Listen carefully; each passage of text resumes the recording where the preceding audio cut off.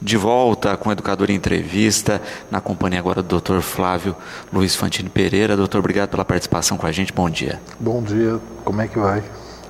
Bom, doutor, temos aí, nos aproximando do Dia do Idoso, o dia 1º, e sempre com essa preocupação, A gente sabe que a população ampliou a sobrevida, Cada vez a gente atinge padrões de longevidade, mas não adianta só atingir um padrão de longevidade sem qualidade de vida, sem saúde. Exatamente. O que a gente precisa entender é que conforme a gente vai ficando mais velho, a gente vai adoecer. Não existe uma fórmula mágica de ser longevo e não ter doença nenhuma. Os nossos mecanismos de manter a saúde vão também envelhecendo. E a gente começa a falhar, Um dos casos que é bem citado é os próprios órgãos exócrinos, e endócrinos. A gente pode pensar o diabetes. Muitas pessoas, com o passar do tempo, se tornam diabéticos, se tornam hipertensos, desenvolvem uma síndrome metabólica, e isso é do desgaste, da oxidação das células, e da própria falência dos órgãos. E de fato tem essa questão, Quanto melhor se cuida, mais qualidade de vida.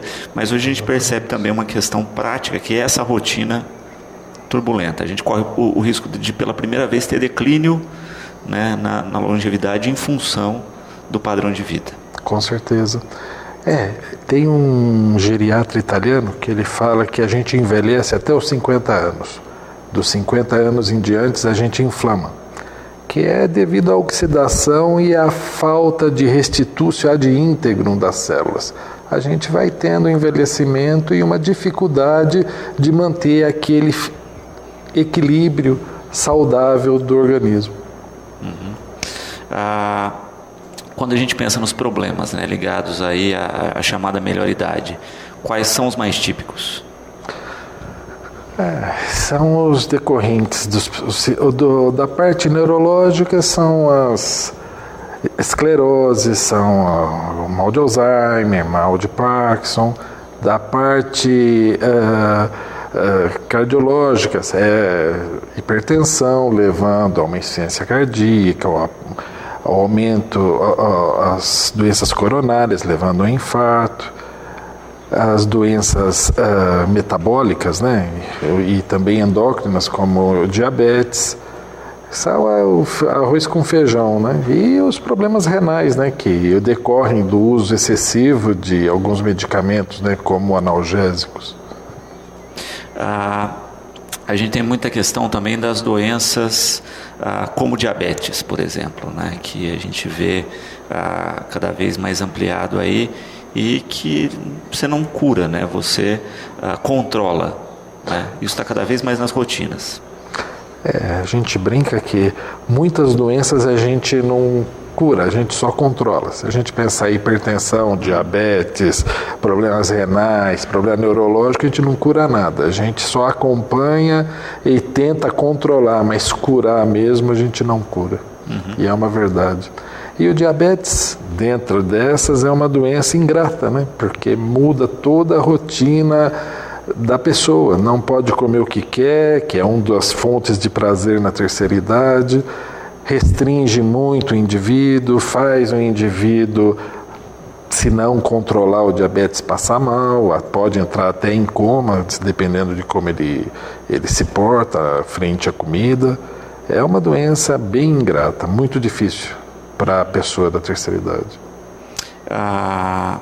De fato, quando se pensa aí nessa questão específica, a gente tem dois problemas correlacionados. Uma é que muitas vezes o sujeito teve uma vida desregrada e chegou ao diabetes. E aí mudar a rotina é muito complicado, porque já tinha um tipo de alimento, se enquadrar no novo padrão de rotina é muito difícil. O ser humano ele é engraçado.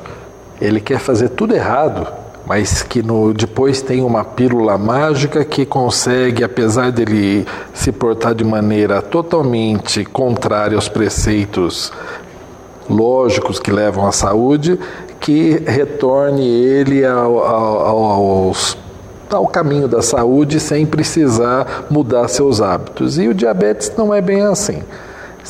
Uma das primeiras coisas que o médico pede para o paciente é bons hábitos alimentares. Então não existe fórmula mágica. Paciente diabético precisa controlar a alimentação, além de entrar com os remédios. E de fato, né, a gente acaba observando aí isso, né? Muitas vezes as pessoas só entram com os remédios e não mudam a rotina de vida, e aí vai lá culpar o médico. Daí é o remédio que não dá certo, é o médico que não entende.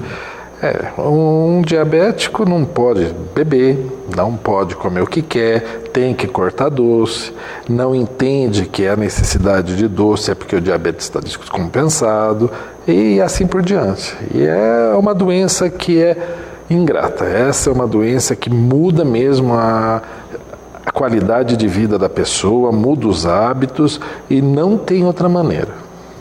E não cura. Sem dúvida, é a rotina para que você não tenha desencadeada outras doenças. Essa é a questão. O problema do diabetes é como a hipertensão, né? Os órgãos-alvos.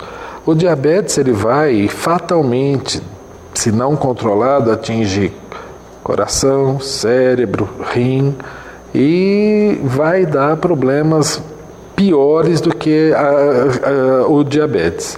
Pode levar a uma insuficiência renal, pode levar a problemas cardiológicos e fatalmente 10, 12 anos usando remédios hipoglicemiantes, a pessoa tende a usar insulina, não tem outro caminho. Perfeito. Também aqui a Marinês colocando exatamente isso, né? Quando descobriu que estava com diabetes, a maior dificuldade foi mudar a rotina, em especial a rotina alimentar, né? Ela coloca aqui, para uma avó é impossível quase, né, ficar sem fazer os doces favoritos dos netos, e ela percebia exatamente isso. Ela parou de comer os doces, mas ela continuava provando ao fazer, né? Então essa rotina era o que complicava. Com certeza. A gente tem na nossa cultura, ainda mais aqui que tem muito italiano, uma das formas de dar carinho é dar doce. E essa é uma forma de a gente demonstrar que gosta dos outros, é cultural. E mudar isso é uma coisa muito difícil. Falávamos de diabetes no último bloco, né? Sempre as pessoas confundem, tem aquela história dos tipos, né? Vamos falar um pouquinho o que caracteriza cada tipo. O diabetes tipo 1 é aquela pessoa que nasceu diabético. Ela tem uma malformação no pâncreas onde as células betas de Langerhans não produzem insulina. Então ela desde sempre precisa receber insulina para poder colocar a glicose para dentro das células e ter uma vida normal. O diabetes tipo 2 são aquelas pessoas que desenvolveram essa doença. Como que desenvolve? Elas têm alguma doença que é hereditária, que no decorrer da vida as ilhotas Langerhans começam a produzir menos ou até parar de produzir a insulina e a pessoa se torna insulino dependente. E aí a gente pensa exatamente nisso, né? Se a gente tem uma qualidade de vida melhor e começa a se atentar para essas coisas, a chance de se tornar diabético, tirando as pessoas aí que nasceram com problema, é mínima. Tende a diminuir. O diabetes está muito relacionado com qualidade de vida. Por exemplo, a gente tem que entender que o diabetes age em duas fontes.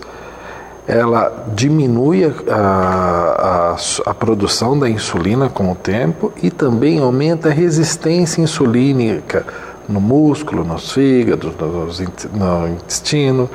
Então, ter uma boa qualidade de vida para evitar o diabetes não é só não comer doce, não sobrecarregar o pâncreas, e sim também fazer exercício. O exercício diminui a resistência insulínica no músculo, no fígado, e com isso cai a nossa taxa de insulina, porque a gente vai precisar de menos insulina para colocar a glicose para dentro da célula.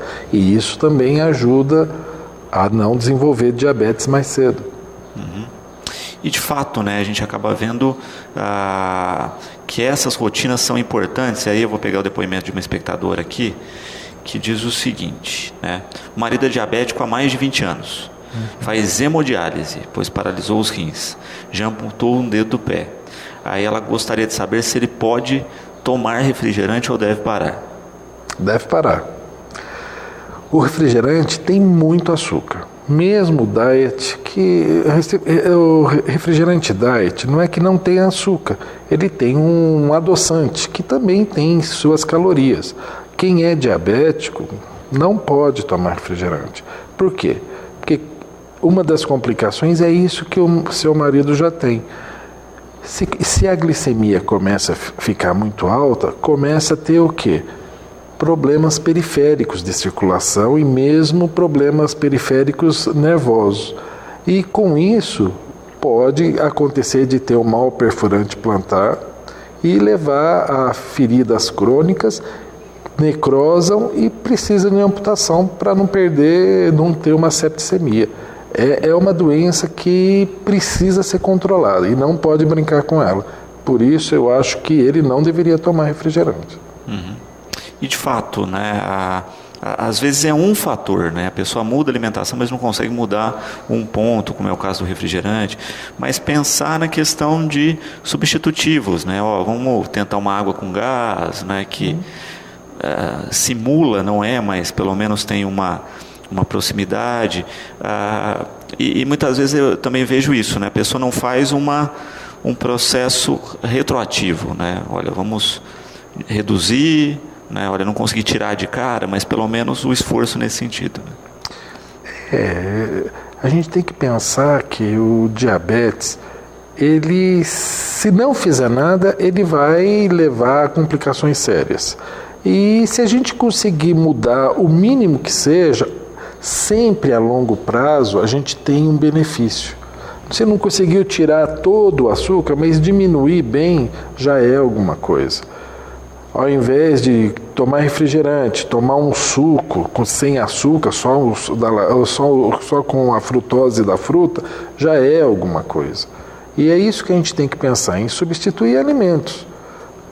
E sempre lembrar que o diabético, muitas vezes, ele procura açúcar não porque ele não quer fazer. É porque ele sente necessidade. Por estar descompensado o diabetes, ele tende a procurar o doce, e o que piora ainda mais a doença dele. E isso a gente tem que deixar claro, ele não faz isso porque ele é safado, não é isso, é porque ele realmente tem necessidade, só que essa necessidade piora ainda mais o seu estado. Também nessa questão, né, a Denise colocando aqui, e frutas para diabético? Então, as frutas contêm frutose. E o que a gente tem que entender é que tudo isso também leva a um aumento da glicemia, mas é muito melhor chupar uma fruta do que a gente comer açúcar. O que a gente pode entender? Existem frutas que têm um poder calórico maior e outros que têm um poder calórico menor. Dá sempre preferência às frutas que têm esse poder calórico menor, como é o caso da maçã, da pera, do mamão, sabe? E evitar aqueles que têm muito açúcar, como laranja. Laranja é uma das frutas que tem mais calorias. Nada impede de chupar. O que a gente pede é que não tome suco de laranja, porque o suco de laranja, além de ser muito calórico, aumenta muito a taxa da glicemia. E muitas vezes, porque a gente acaba exatamente vendo isso, né? Quanto mais processado o alimento, mais tendência aí em auxiliar no quadro diabético. É verdade. É o que a gente até fala para a primeira espectadora que falou do marido que gosta de tomar refrigerante. Quanto mais processado, mais açúcar é adicionado. E dá sempre dá sempre a opção de alguma coisa natural. Por exemplo, quer fazer um suco? Faz uma limonada, não põe açúcar, tenta se adaptar ao gosto dos alimentos sem o açúcar. Cafezinho, pode tomar, mas tenta não colocar o açúcar. Mesmo o adoçante não é recomendado. Comidas diets não são recomendadas, é melhor não usar do que usar, porque o poder calórico está lá. Se usa o adoçante, é porque é um açúcar, só que ele tem um poder adoçante maior e vai em uma quantidade menor, mas que faz mal também faz. Perfeito.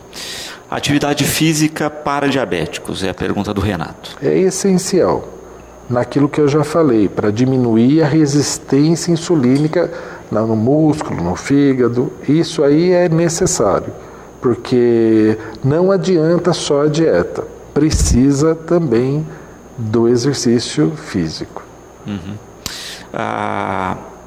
Pensando nisso, né, a gente tem sempre aquela questão do diabético que passa mal, né, por um período que tomou insulina, baixou demais o açúcar. Esse controle eu acho que é o grande complicador da rotina, né? Com certeza. A gente tem que lembrar que existem vários medicamentos para diabetes. Aqui eu me recordo de 6 classes.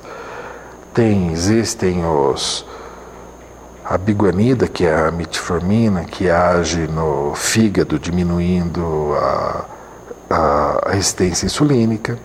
Existem as insulinas, as rápidas e as lentas.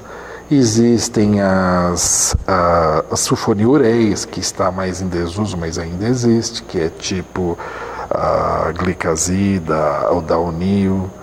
Existem as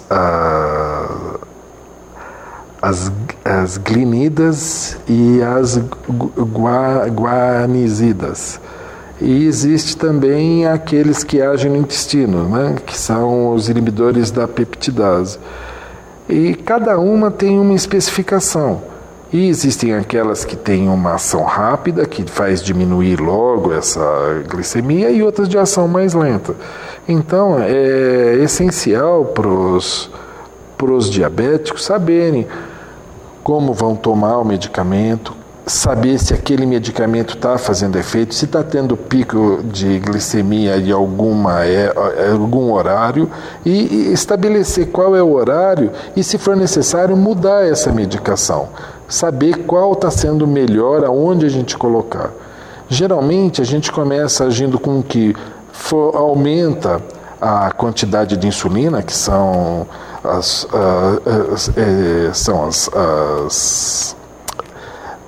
a própria insulina ou a sulfonilureia, e a gente age com outro medicamento no outro lado da balança, que é diminuindo a resistência insulínica. E é com isso que a gente vai jogar sempre. E além desses, tem aqueles que agem a nível muscular, tem aqueles que agem a nível intestinal, e a gente vai ver qual vai ser necessário a gente usar. Tem aqueles que agem mais rapidamente, tem aqueles que agem menos, tem aqueles que fazem mal, aumenta colesterol, triglicérides, tem outros que não aumentam, tem aqueles que fazem ganhar peso, tem aqueles que fazem perder peso, e tudo isso vai depender de cada doente. Pergunta do Carlos Eduardo: diabético e bebida alcoólica? Então, a bebida alcoólica, a gente tem que lembrar que ela é calórica, portanto, aumenta a glicemia. É engraçado porque quando a pessoa bebe muito, a gente dá glicose para deslocar o álcool do fígado para ela não entrar em coma alcoólico. Mas a gente tem que lembrar que o álcool, ele tira muitas vezes a fome por ser calórico. Tem quem é alcoólatra só bebe porque, de certa forma, o álcool dá uma certa energia, só que é momentânea, né? E realmente piora a qualidade do diabetes. E, querendo ou não, você tem o conjunto da obra do álcool ali, né? Porque às vezes o sujeito fala assim, foi só cervejinha, mas teve aquele petisco. É verdade. Sempre complementa, né? Eu acho que a gente tem que lembrar que que o álcool nunca vem sozinho, né? Sempre vem com uma linguicinha, vem com um salaminho, vem com um pedacinho de pão e assim vai. E tudo isso piora o diabetes. Sem dúvida. A Aline aqui também, né, falando da questão mulheres e homens, existe uma incidência maior em algum dos sexos? Então, o diabetes, ele versa mais na raça branca, menos do que na raça negra. Tanto que o diabetes, talvez pela alimentação, tudo, não, quando o negro vivia na África, não era uma doença das mais prevalentes, né? Só que no momento em que o negro entrou na sociedade branca e começou a conviver, o negro também está sendo muito acometido, mas ainda é mais prevalente na raça branca. Quanto a homens e mulheres, não tenho conhecimento de um estudo onde favorece mais um ou outro. Eu acredito que na raça branca a prevalência seja quase idêntica. E por quê? Porque depende muito da alimentação, não tanto da forma. O que a gente consegue ver é que o homem que pratica mais, antigamente, como tinha um trabalho que exigia mais esforço físico, tende a ficar menos exposto ao diabetes por o que eu falei, que diminui a resistência insulínica. Mas hoje, com o sedentarismo, eu acredito que isso tenha sido quase que destruído, essa diferença. Por isso que pensar o conjunto da obra é importante, né? Alimentação adequada, exercício físico, o medicamento ele entra como um coadjuvante. Sim, o medicamento entra para a gente conseguir equilibrar o desequilíbrio que está tendo naturalmente. Agora, o ideal é a gente evitar chegar, como tudo, né? Eu acho que a medicina caminha para isso, para a gente ter uma medicina de não deixar a pessoa adoecer. Depois que adoece, a pessoa entra nos remédios, a gente não consegue mais restabelecer essa saúde e aí ela vai ficar dependente de uma droga que também faz mal. As drogas não fazem só bem, tem efeito colateral. E outra coisa, e a gente também fica restrito em termos alimentares, de vida e etc. É aquela história, né? A gente espera o ladrão entrar para colocar a tranca. Ao invés da gente evitar chegar, fazendo exercício, comendo moderadamente, se cuidando, não. A gente faz tudo errado e depois quer recuperar a saúde. Aí já é tarde. Uhum. E de fato tem isso, né? A questão de culpar outros fatores e não aqueles de fato que estão causando problema. Com certeza, com certeza. É mais fácil a gente culpar o desgaste da vida moderna, o chefe, a parte financeira, mas a gente não vê que a gente não faz a nossa parte também. A gente não arranja um tempo para a gente se cuidar, a gente não arranja aquela forma de não comer excessivamente. Então, todo mundo quer viver desregradamente. E isso tem um custo. E geralmente é a saúde. Sem dúvida. E nessas horas, né, a gente acaba vendo também que a família é importante nessa mudança. Porque muitas vezes você tem lá, entrou um quadro de diabetes, está certo. A família também mostra que tem uma tendência aí. Então é importante interagir com todos, porque também é uma tortura para a pessoa que não é, né, que é diabética, estar lá com a família com aquela mesma rotina alimentar e ser não podendo. Com certeza. Isso é uma coisa importante. A gente vê que uma família de obeso, a criança vai ter a tendência de ser obesa também. Por quê? Porque come-se errado naquela família. Então, qual é o resultado de toda uma obra errada? É o filho ser igualzinho como são os pais. O que é necessário? Quando tem uma pessoa diabética, é todo mundo seguir a mesma dieta. Por quê? Porque é o que o Luciano colocou. a gente pode ter uma tendência familiar para o diabetes. E as pessoas não se cuidando podem virar diabetes até mais cedo, dependendo de como está sendo esse desgaste do organismo. E outra coisa, eu acho que se a gente se acostumar a comer menos açúcar, fazer exercício e cuidar da alimentação, eu acho que a chance da gente ter diabetes pode ficar, não que não venha a ter, mas que venha a ter mais tarde. Que isso melhora o quê? A qualidade de vida dessa pessoa. Que é isso que, como geriatra, a gente busca, né? A Sebastiana colocando aqui, né, diabetes e emocional, né? Existe alguma relação? Existe. E hoje se fala muito de diabetes emocional. Existe sim. O diabetes pode ser emocional. A pessoa pode ter uma vida estressante e esse estresse leva as ilhotas de Langerhans serem bombardeadas e destruídas, e com isso desenvolver o diabetes. O que a gente tem que entender? Que o emocional age em todas as doenças. A gente tem que lembrar que o diabetes também pode ser desencadeado por esse emocional, como é a hipertensão, como é, às vezes, a obesidade, como é também a depressão. Tudo isso leva a uma doença devido a problemas emocionais. O ideal é a gente ter qualidade de vida sempre e com isso melhorar também o emocional. Uhum. E de novo a gente cai naquela questão, né? É um conjunto da obra todo, né? Então a gente vê como é importante o equilíbrio em todas as questões, né? Para conseguir uma qualidade de vida ideal. Sim, é o que a gente já falou aqui em outros programas, né?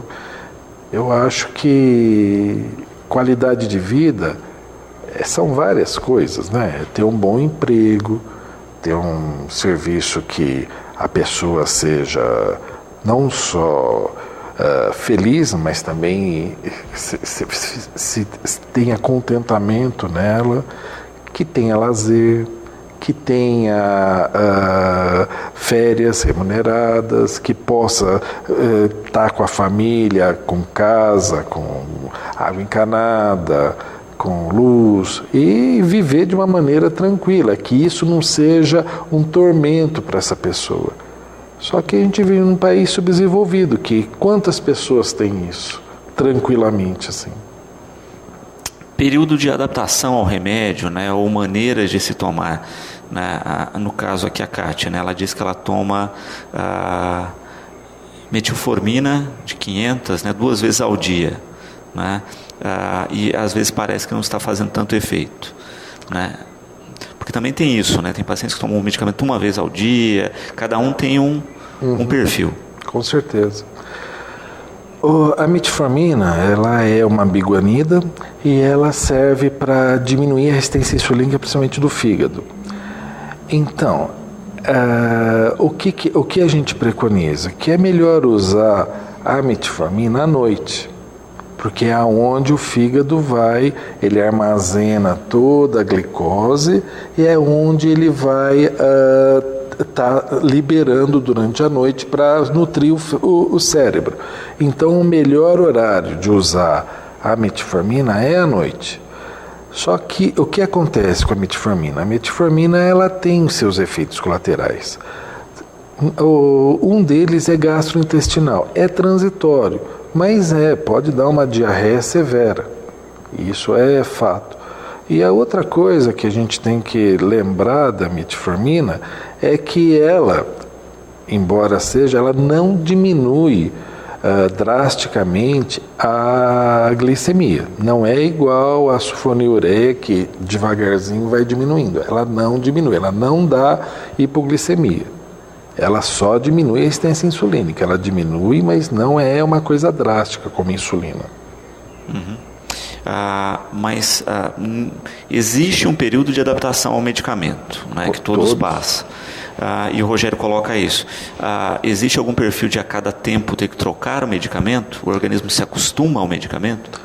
Não é que o organismo se acostuma. O que acontece com o diabetes é que há uma resistência e conforme você vai usando o medicamento, esse medicamento pode não ser tão eficaz, porque a resistência pode aumentar e você precisar aumentar a dosagem ou lançar a mão de um outro medicamento para ajudar nessa resistência insulínica, pode diminuir mais a quantidade de insulina que é produzida e você precisar estimular mais as idiotas de Langerhans para produzirem, e é isso que acontece. Você pode até chamar que é um costume, mas na verdade é uma falha da potência. Aquele remédio já não, naquela dosagem não surte mais efeito. Nós estávamos falando anteriormente a respeito da questão de alguns quadros de diabetes, né, com tratamento inicial com os medicamentos e dessa questão específica de entrada ou não da insulina. Né? Vamos falar desse período de transição mesmo, porque entra, quando entra e se de fato é necessário o uso de insulina se as pessoas cumprirem direitinho o tratamento. Então, é aquela história, né? A gente prefere que as pessoas não fiquem doentes. Que no momento que a pessoa fica diabética, ela vai entrar nisso que foi essa última pergunta desse telespectador. O remédio, a dosagem vai precisar com o tempo aumentar, até que a dosagem vai chegar perto da dosagem tóxica dela. E ela não vai poder mais ser usada. E aí a gente tem que partir já para insulina, porque não dá para usar mais, porque não surte efeito. E aí a gente começa a ter um diabético tipo 2 insulino dependente. E isso isso acontece. Por isso que a gente precisa ao máximo fazer exercício, diminuir essa resistência insulínica e lembrar que o melhor remédio é a prevenção. Porque é duro para um diabético ter que se sacrificar, fazer dieta, tomar remédio e saber que fatalmente no final da vida ele vai estar insulino dependente. Isso é muito duro. Perfeito. E é isso, né? A gente acaba vendo esses dois caminhos muito claros, né? A questão pode agravar e a insulina pode entrar no tratamento, ou ter uma mudança de rotina e inclusive depois de um período retirar até o medicamento. Sim. Se a pessoa conseguir emagrecer, conseguir logo no começo da doença ter essa força de vontade, ela pode até controlar sem os medicamentos a próprio diabetes. A Maria Júlia aqui, né, parabenizando pela entrevista e colocando ligação de diabetes com problemas cardíacos. Existe? Existe. Então, como na hipertensão, a gente tem os órgãos-alvos que o diabetes também tem e pode estar atuando. Um deles é o rim, certo? Pode levar a uma insuficiência renal. O outro é o coração, pode levar a uma insuficiência cardíaca. E o outro é o cérebro, que pode levar a também alguns acidentes cerebrais. E a gente sempre tem que lembrar que o mais comum do diabetes é problema renal, que não é uma coisa fácil, que leva uma insuficiência renal e a pessoa pode até chegar a perder o rim. E que está cada vez mais comum do que a gente imagina, está aí a nossa hemodiálise mostrando essa questão, infelizmente. Sim. O rim, a gente não dá... eu acho que uma coisa que é bom a gente ter em mente, que a nossa vida é num eixo coração-rim.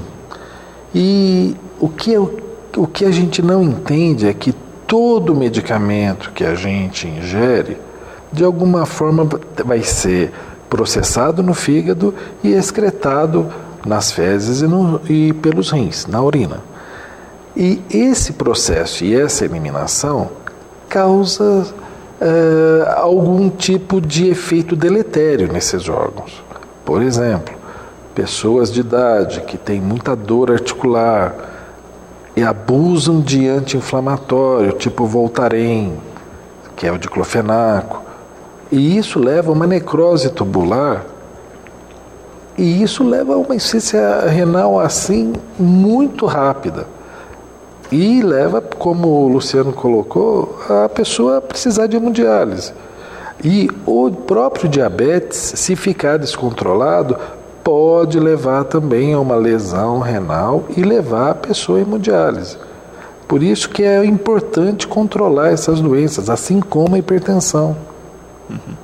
E é isso, né? Controle é a palavra-chave, a palavra de ordem, mas que está muito mais na mão do paciente do que do médico. Ah, sim, o paciente tem que lembrar que o médico ele está ali para orientar. O médico não tem uma varinha mágica que vai fazer aquela doença desaparecer. Ele está ali para orientar como fazer, ajudar o paciente a se ajudar. Eu até brinco, o médico está lá não para... Ele pega aquele problema e ajuda o paciente a resolver. Mas o problema é do paciente. O médico tem os problemas dele também, de saúde também, e também precisa de ajuda, mas o médico está ali para tentar solucionar a melhor maneira de manusear aquela doença para aquele determinado paciente.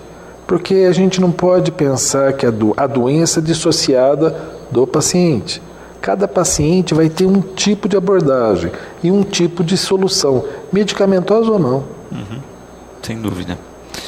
A Regina aqui parabenizando pela entrevista e perguntando se existem tratamentos ligados também à homeopatia relacionados à diabetes. A gente até comentava isso no intervalo.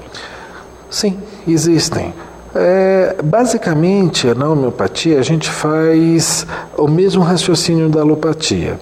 Na homeopatia, a gente vai tentar fazer exercício físico para diminuir a resistência insulínica, e a gente tem alguns remédios, como na alopatia, que aumentam o quê? A produção de insulina pelas células beta do pâncreas. Um que é muito conhecido, que é até usado pelas pessoas mais antigas, que é o jambolão, que é o Syzygium jambolanum. É um dos medicamentos que a gente usa na homeopatia. O outro é a loxana. E claro, tudo isso a gente tenta dar junto com o remédio de fundo para dar uma controlada, a gente fala harmonizar o organismo da pessoa. E também a gente tenta ver o remédio de terreno, que é aquele que leva a pessoa a ficar doente. Uhum. Então, eu acho que basicamente é isso. Eu acho que não tem nenhuma mágica em nenhum dos tratamentos, e mesmo com a acupuntura. Eu acho que a gente tem que pensar é que a pessoa tem que se cuidar para não chegar nesse estado. E estando nesse estado, continuar se cuidando, para que a doença não progrida. Perfeito. Quando se pensa, né, nessa questão da progressão da doença, o Otávio coloca isso, né, nos casos que são genéticos, que a gente falava isso, né, que a pessoa nasce com o problema e vai ter que conviver com a vida toda. A gente percebe que existe um acomodamento, uma acomodação maior dessa rotina. As pessoas se habituam desde cedo, como diferente de quem depois adquire a doença. Sim, porque o diabetes tipo 1 é dramático, né? Você vê uma criança que começa a passar mal, geralmente a mãe não sabe por quê, e até chegar ao diagnóstico, muitas vezes é fácil, muitas vezes não. E a criança, os pais vendo aquela criança passar mal. E no momento que é feito o diagnóstico, o que acontece com essa criança? Nunca mais ela vai ser uma criança que vai ter uma vida normal, como a gente chama, que pode comer de tudo, pode fazer de tudo, que é quando a gente acha que a gente é criança, a gente pode abusar de tudo. E é uma criança que tem uma vida regrada desde a tenridade. E ela se habitua que ela não pode, o que ela pode comer, o que ela não pode, o que ela deve evitar. Ela tem que fazer exercício, ela tem que se manter magra, ela não pode ter abuso. Se ela vai numa festinha, ela não pode comer de tudo. Por quê? Porque ela passa mal. E isso daí não é que é mais fácil, é que a criança se habitua mais cedo. Mais fácil não é. E para os pais que não são diabéticos e têm uma criança assim, é de cortar o coração. Eles querem que a criança seja normal e nunca vai ser. Uhum. E de fato, né, é sempre rotina, rotina, rotina que é a palavra-chave, né? Não tem aquela história de ficar abrindo exceção, né, porque aí complica, exatamente. E cada exceção dessa, cada complicação, desencadeia outros problemas. Com certeza. O que a gente tem que entender que a criança que tem diabetes tipo 1, se ela não se regrar, ela pode entrar num coma diabético. E isso é muito pior do que o pai falar não para algumas coisas. E pensar também que essa criança tem que ser levada de uma maneira natural tudo isso. Porque é muito comum em pacientes diabéticos tipo 1 achar que a vida não vale a pena. Entra em depressão e muitas vezes tenta até suicídio. Quer dizer, é uma doença que mexe com uma coisa que no homem dá prazer, que é comida. Então, não pense cada um de vocês que o diabético tipo 1 tem uma vida melhor do que o tipo 2. Não tem, é muito pior. E o tipo 2 tem que entender que se ele não se cuidar, ele vai ter uma vida igual ao do tipo 1. Tomando insulina para tudo e não podendo comer nada. Então, qual é a melhor maneira de se proteger de toda e qualquer doença? É ter uma vida saudável. E o que eu entendo por vida saudável não é só fazer exercício e comer com comedimento. É a gente ter uma vida onde a gente possa curtir cada momento sem preocupações excessivas, sem excessos e sem nenhum tipo de abuso. Uhum. O que é difícil, eu sei, mas essa é a fórmula da gente ter as doenças cada vez mais tarde. Sem dúvida. E de fato, né, pensar a longo prazo é o que a gente estava falando, né? É pensar em ter uma qualidade de vida na melhor idade, né? Com certeza, Luciano. Mas aí a gente pensa sempre a curto prazo, né? Um exemplo típico é o que a gente chama de previdência, né? Que é prever, né? A gente está prevendo um futuro, então fazendo as economias para ter recursos nesse futuro, para não precisar trabalhar trabalhar para obter recursos para viver no futuro. Só que aí a gente acaba com a saúde para juntar alguma coisa que a gente não vai aproveitar depois. É verdade. Não, isso é uma analogia muito boa, porque, na verdade, a nossa longevidade é dada quando a gente nasce. Segundo os chineses, na medicina chinesa, eles falam que todo mundo tem um Jing Qi, que isso seria a nossa energia de vida. Quando que a gente perde isso? Quando a gente tem uma doença muito depauperante, onde a gente precisa lutar por essa doença, então a gente diminui a nossa longevidade. Excessos sexuais também diminui essa longevidade. Então a gente tem que sempre imaginar que uma pessoa que teve uma doença extenuante e ela teve uma convalescença difícil, ela precisa de repouso. Por quê? Ela precisa economizar essa energia para ela conseguir viver um pouco mais. E isso a gente faz também com o nosso desgaste. Se a gente desgasta o nosso organismo trabalhando à noite, trabalhando longas jornadas, esse Jing Qi, essa energia também diminui. E não tem mágica. Se você desgasta aqui, gasta essa energia de uma maneira torpe assim, você vai diminuir a sua longevidade. E você pode comprometer a sua melhor idade ficando doente. Sem dúvida alguma. A Daiane colocando uma outra questão também interessante, né? Água, né? As pessoas consomem pouca água. Com a melhor idade, menos ainda, né? A gente tem essa sensação reduzida. E na época que mais se precisa. Exatamente, Daiane. Você teve uma boa percepção. Quais são as idades onde a gente ingere menos água? são nos extremos. Criança bebe pouca água e idoso bebe pouca água. Por quê? A água tira energia. Ela rouba energia da gente. Só que é um líquido vital. O idoso que não bebe água, ele se expõe a ter um aumento de ureia, creatinina, porque não bebe água, principalmente de ureia. Por quê? Porque precisa de água para fazer que o rim funcione e que consiga excretar todos aqueles metabólitos que estão no organismo. E a mesma coisa a criança. E a criança ainda tem um agravante. O líquido da criança está no extracelular, não está no intracelular como no adulto e idoso. E se ela não bebe água, ela se predispõe a uma desidratação, que é muito grave na criança. Uhum. A Maria José, né? A gente fala do diabetes, mas a gente tem o caso contrário aí, né? Ela coloca que aos 40 anos se sentiu muito mal, procurou o médico porque achou que tinha diabetes, porém ele disse que ela tinha falta de açúcar no sangue, né? A hipoglicemia, né? Ela pergunta que hoje ela continua, né, comendo muito doces, e pergunta se ela corre o risco de reverter a situação aí, de desenvolver uma diabetes.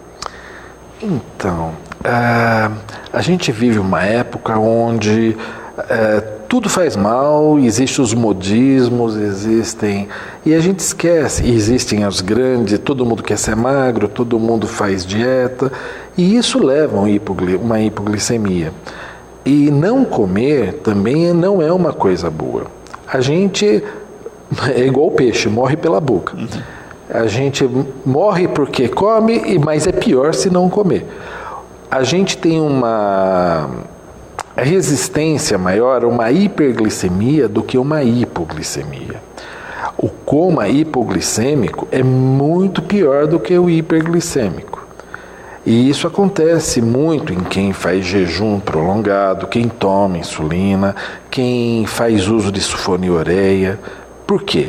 Porque se a gente toma esses medicamentos e não come, a taxa de glicose cai. E o nosso cérebro vive exclusivamente de glicose. Tanto que se não tiver glicose suficiente, o nosso corpo começa a acabar com músculo para fazer glicose. Uhum. E é uma coisa que a gente nota no idoso. O idoso ele já tem uma perda de massa magra. Se ele começa a fazer uma dieta para emagrecer e não tem glicose para alimentar o cérebro, ele começa a perder ainda mais e faz sarcopenia. O indivíduo normal que está tendo hipoglicemia, ele precisa ver uma coisa. Ou ele está fazendo hipoglicemia por falta de ingesta, está ingerindo uma quantidade de nutriente que não está sendo suficiente para manter o seu metabolismo, ou então ele está o quê? Ele está ingerindo uma quantidade de alimento que não tem uma qualidade para manter o metabolismo dele. Outra coisa, ele pode estar com hipertiroidismo, onde ele come, mas como ele está com o metabolismo muito acelerado, isso daí é rapidamente queimado e ele tem de novo falta de combustível. Então, cada caso é um caso e tem que ser examinado. Geralmente, os longilíneos, que são as pessoas magras e altas, eles tendem a ter um metabolismo mais acelerado do que os brevilíneos, que são os baixos e gordinhos, onde o trato gastrointestinal dos longilíneos não é tão eficiente como o dos brevilíneos. O brevilíneo é aquele que come pouco e engorda. O longilíneo é aquele que come muito e engorda. Perfeito. Doutor, eu quero agradecer sempre a troca de informações aqui com a gente, deixar o programa sempre à disposição e agradecer aí por trocar e compartilhar essas informações para a gente tentar levar informações para uma qualidade de vida melhor para os nossos espectadores. Eu que agradeço, espero que tenha sido de grande valia a nossa conversa, até porque a gente está próximo do Dia do Idoso, né? E eu quero parabenizar todas as pessoas da melhor idade pelo seu dia e que a qualidade de vida seja um norte na vida de cada um. Maravilha. Bom, no próximo bloco nós vamos de reportagem, tá certo? Você confere um pouquinho do funcionamento da Justiça Eleitoral nesse ano. Voltamos já.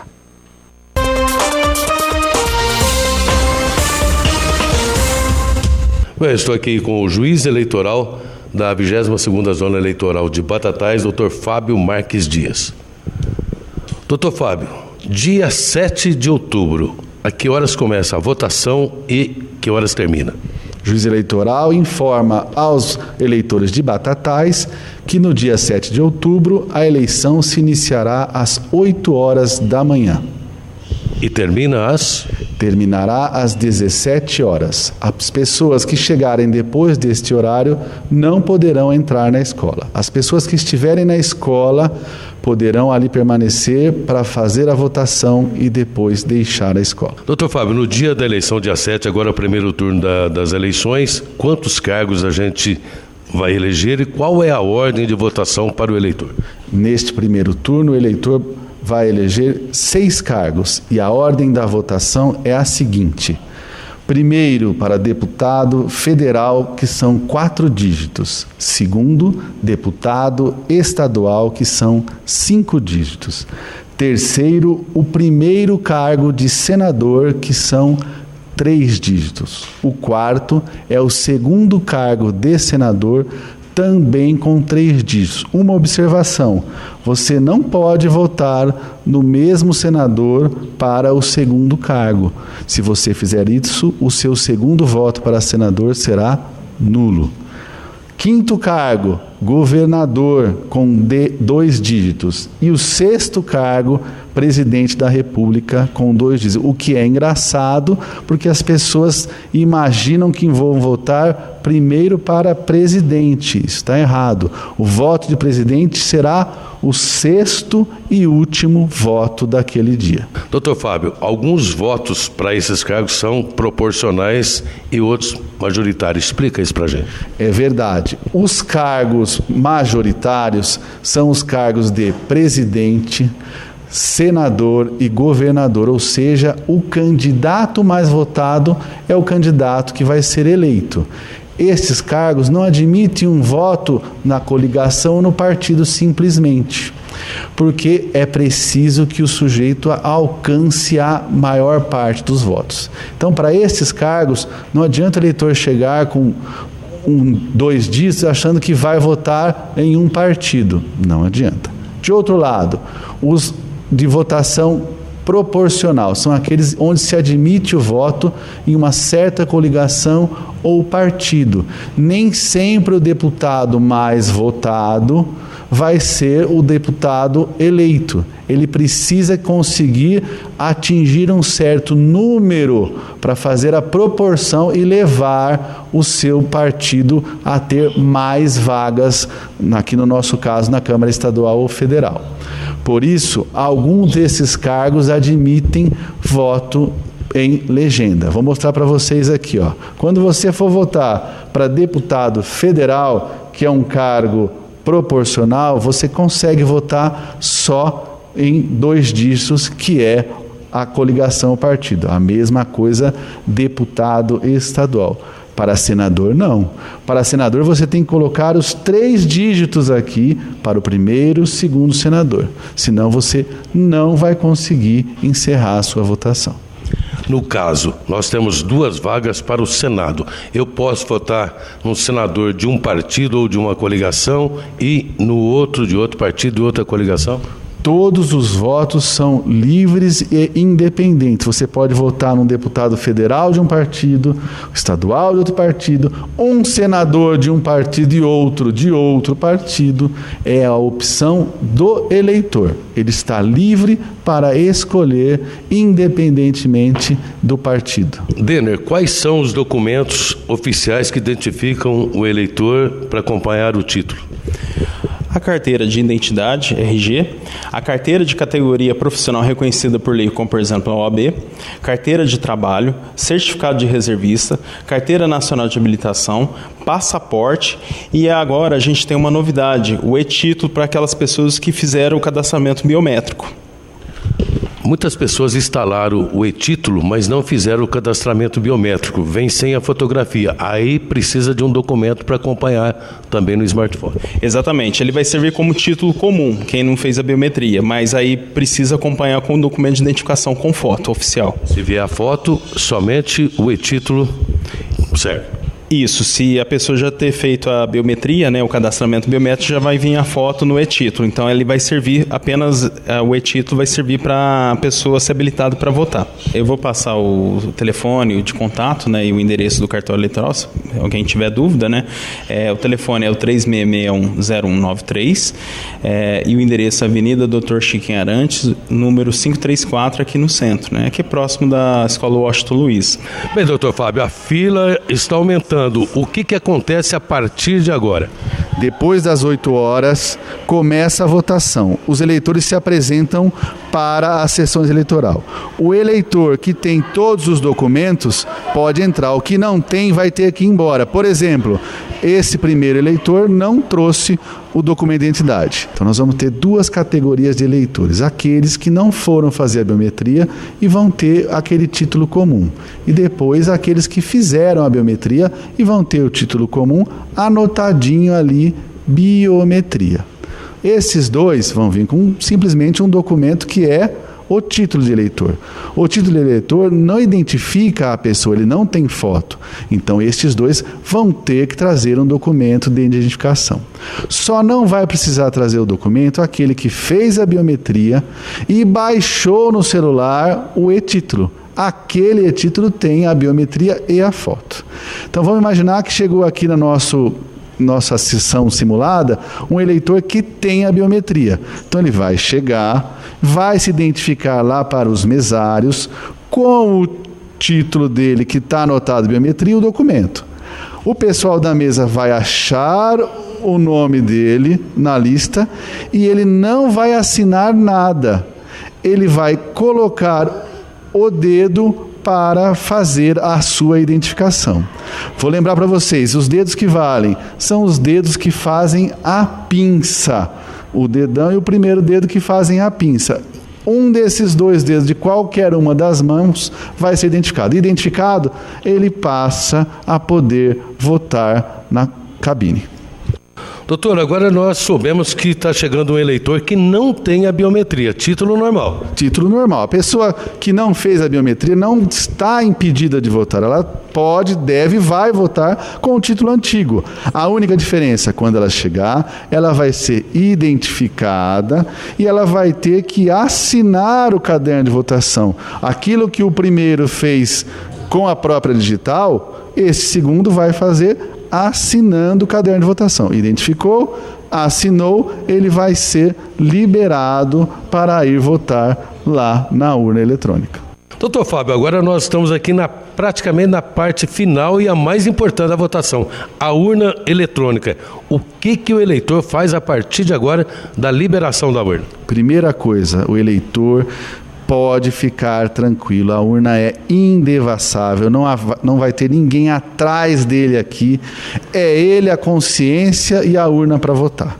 Só que para essa eleição eu recomendo fortemente que o eleitor traga anotado o número dos candidatos, porque são 6 cargos que vão ser eleitos e cada cargo tem mais de 2 números e a coisa fica difícil se não trouxer.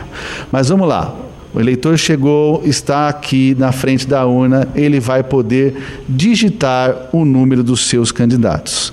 O primeiro voto é para deputado federal. Novidade, esse ano começa pelo deputado federal. Nós temos aqui uma votação simulada, são candidatos simulados. Mas eu vou colocar aqui para vocês terem uma ideia. Um candidato aqui, são todos candidatos relacionados a esporte.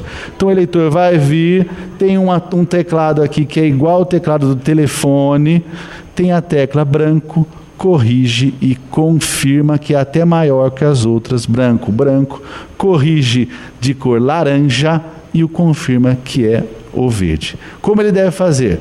Colocar o primeiro número do candidato dele. No nosso caso, nós já temos um candidato aqui, 91, simulado, é como se fosse um partido. Colocou 2 números aqui, apareceu lá, deputado federal de tal partido. Se apertar o confirma aqui, ele está votando na legenda. Se ele quisesse escolher um candidato, ele teria que ter colocado todos os números. Nós vamos lá. Deputado estadual, 91, mesma legenda, 001. Aparece a foto do seu candidato, você aperta o confirma. Ah, mas eu errei. É o outro. Corrige, 91002, apareceu a foto do outro candidato aqui. Hipismo seria confirma. Fomos para o senador. O senador é o candidato que precisa de 3 dígitos. E este candidato vai aparecer, além da foto do seu candidato, 2 fotos de 2 suplentes deste candidato. Não confundir esta ordem como se fosse um primeiro e segundo senador. Não é isso.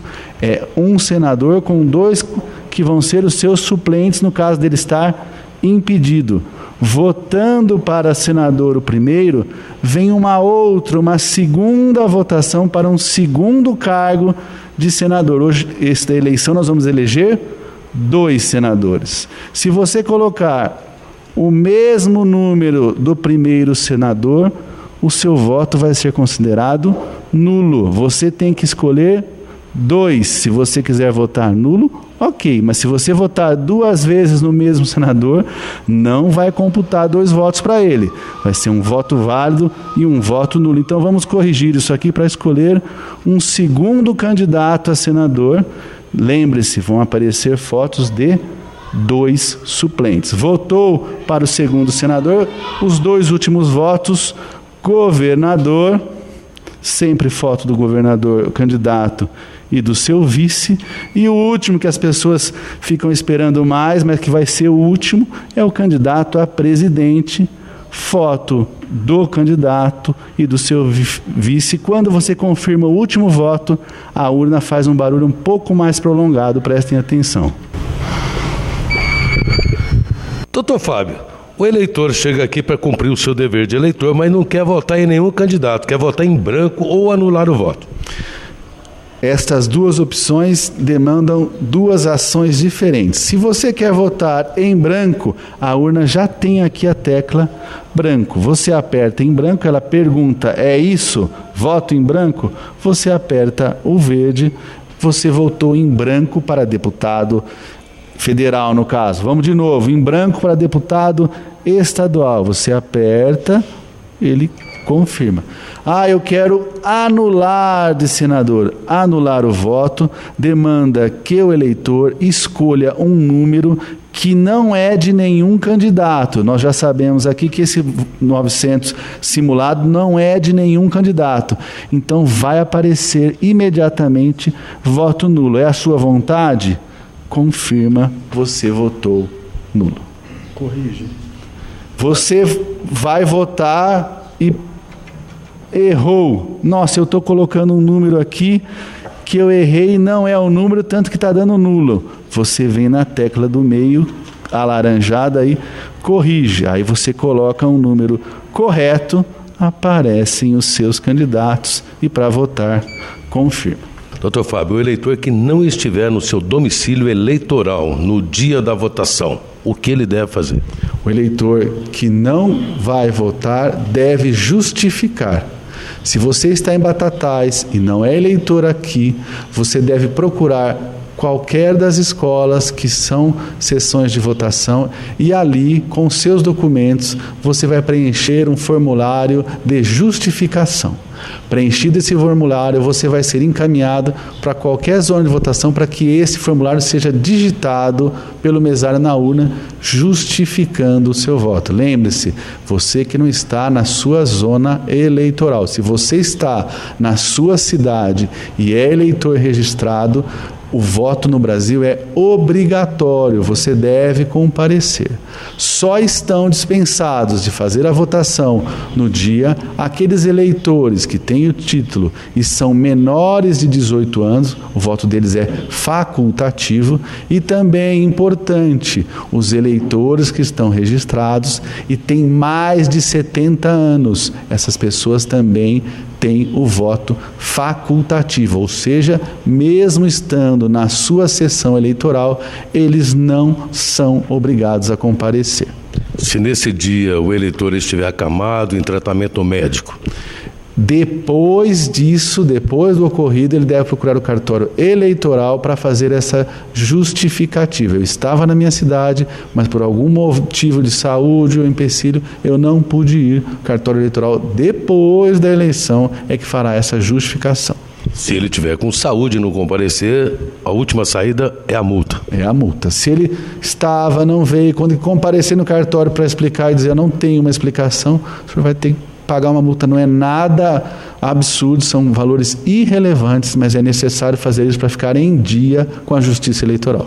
Doutor Fábio, para ajudar o eleitor a tirar qualquer dúvida, o cartório está disponibilizando uma urna para a pessoa ir lá fazer um treinamento? Exatamente. Você, eleitor de Batatais, até a véspera da eleição, você viu essa simulação, viu quais são os documentos necessários, como é o seu comportamento lá, se você tem ou não tem biometria, e nós filmamos até a urna lá. Mas eu quero ir lá no cartório e treinar na urna com esses candidatos simulados. A urna está lá, você pode ir lá, sentar, manusear, e você vai conseguir fazer essa votação simulada lá. Parece que o site do TSE também tem uma urna lá para simulação. A mesma coisa. Se você não quer ir ao cartório eleitoral de Batatais, procure no site do TSE. Lá existe essa mesma simulação com uma urna, com os candidatos simulados, e você vai poder manusear, votar, corrigir, votar em branco e estar mais preparado para no dia da eleição votar com tranquilidade e rapidez. Doutor, só para a gente encerrar, nós falamos no comecinho já da matéria, os horários no dia da votação. Então vamos lá. Você que é eleitor em Batatais, a votação começa em todas as escolas às 8 horas da manhã. A votação encerra às 17 horas, ou seja, você chegou na escola depois das 17 horas, você não vai entrar. Mas você já está na escola, você vai ter recebido uma senha e a votação sua pode acontecer até depois das 17 horas. Lembrando que o primeiro turno, dia 7 de outubro, e se houver segundo turno, no dia 28 de outubro. Exatamente, 7 e 28 são os dias em que o Brasil pode mudar os seus rumos. Você, eleitor, traga anotado o número dos seus candidatos. Essa é a melhor dica que eu posso dar para a eleição primeiro e segundo turno.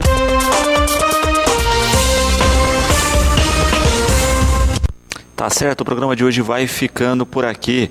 Você fica agora com o horário eleitoral gratuito na sequência com a programação da TV Brasil, tá certo? Às 18h30 tem Cidade na TV e nós voltamos amanhã, como sempre, logo após o Fique Sabendo, com mais um Educador em Entrevista.